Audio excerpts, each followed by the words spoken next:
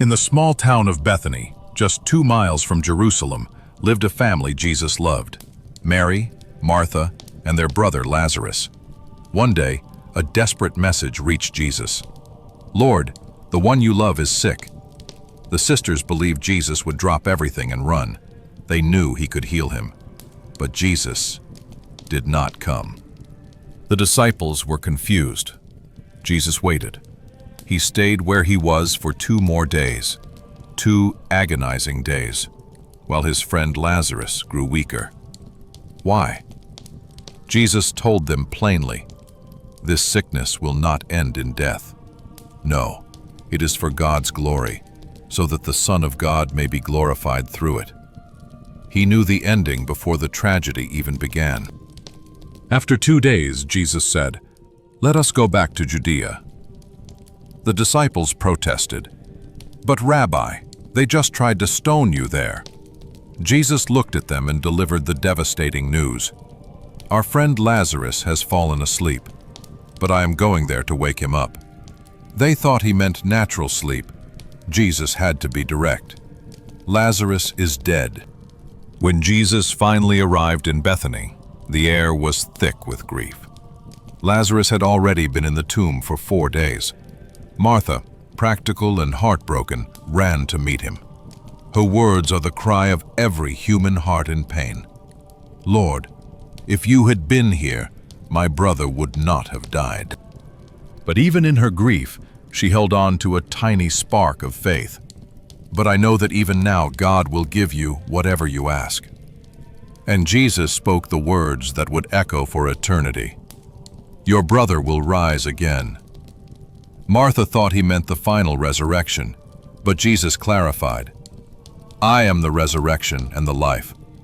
The one who believes in me will live even though they die."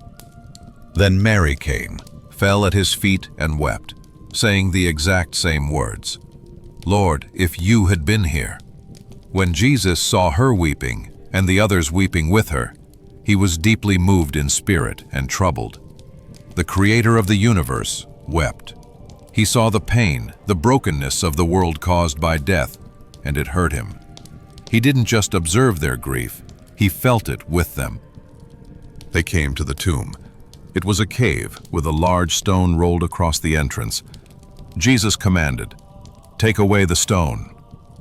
Martha, practical Martha, protested immediately.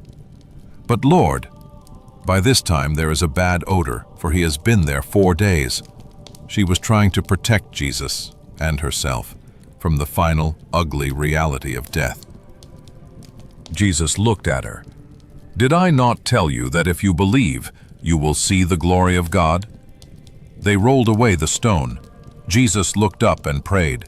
Then he cried out in a loud voice, a voice that split the silence and commanded death itself, "Lazarus, come out!"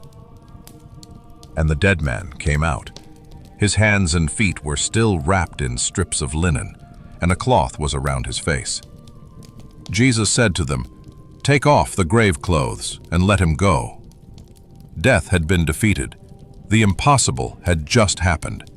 Hope was not lost. It was just delayed.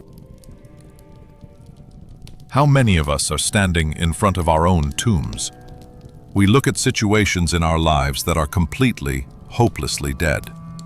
A dead relationship, a dead dream, a dead-end job. And we, like Martha, say, "It's too late. It has been 4 days. The situation stinks."